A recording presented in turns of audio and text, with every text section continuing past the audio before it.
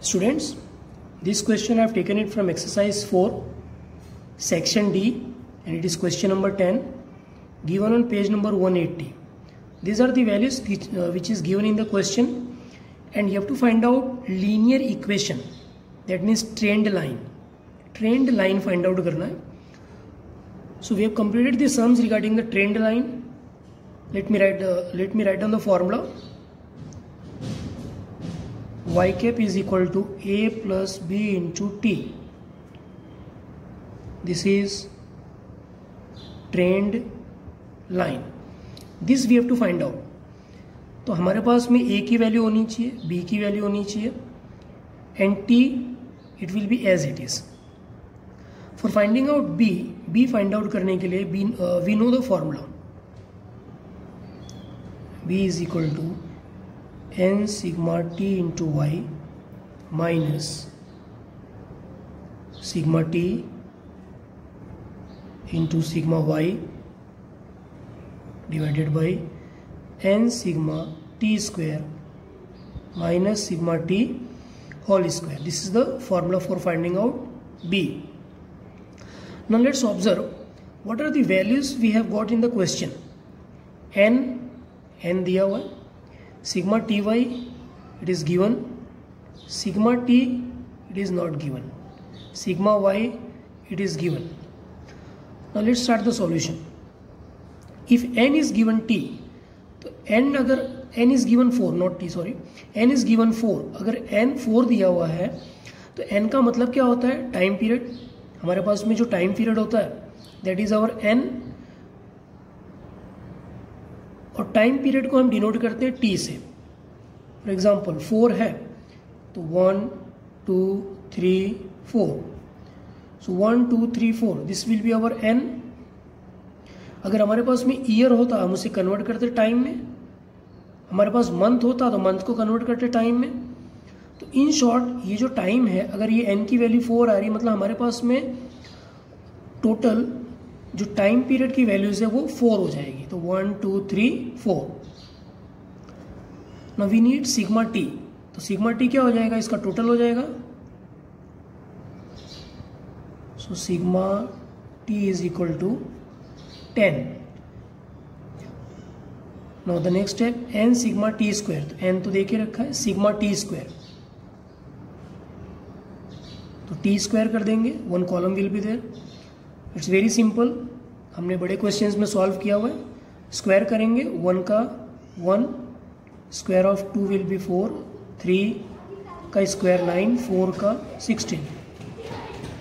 When we will do the total, अब इसका जो टोटल होगा that will be sigma T square. So sigma T square is equal to 30. Sigma T square is 30 minus sigma T whole square. तो sigma T हमारे पास आ गया that is 10. इसका square कर देंगे यहाँ पे. Now let's put the values in the formula. n is 4 into sigma T why it is given year 734 minus sigma T ये रहा हमने फाइंड आउट किया हुआ है that is 10 into sigma y given in the question 270 divide by n is 4 into sigma t square हमने find out किया that is 30 minus sigma t का whole square. So sigma t is 10 उसका whole square. इन दोनों को multiply करेंगे then your answer will be 2936 minus इन दोनों को मल्टीप्लाई करेंगे that is 2700 divide by 4 into 30 120, 10 का square 100. After subtracting this 2936 minus 2700 you will get 236 and इन divide 20 is equal to 11.8. This is the answer of B. यहाँ पे हमारा solution complete नहीं हो रहा है because we have to find out this trend line. ये हमें ट्रेंड लाइन फाइंड आउट करना है. In trend line we have find out B, अभी ए फाइंड आउट करना बाकी है. Now formula of A is y bar minus b into t bar. Y bar, it is given in the question? No. So we have to find out y bar. Y bar is equal to sigma y upon n. Sigma y, it is given 270. So 270 divided by n. N is 4. And your answer will be 67.5. Minus b into t bar. T bar that we have to find out. T bar is equal to sigma t upon n. Sigma t here हमने find out किया, that is 10 upon n. N will be 4 and your answer will be 2.5. This is t bar and this is y bar.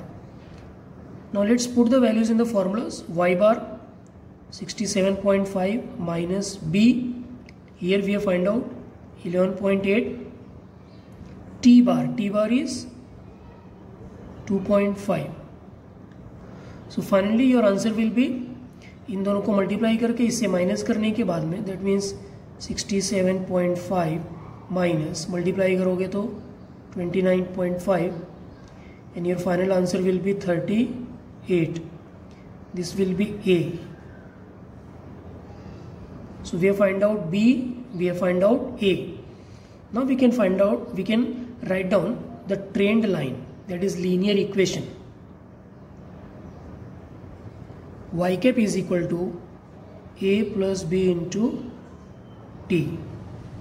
A की value 38 plus B की value 11.8 and T will be as it is, क्योंकि हमें linear equation ही find out करने को बोला है. We have not to estimate the y cap. So this is one short question which is very important. It has been asked in the board examination many times. Thank you. Hope you have understood.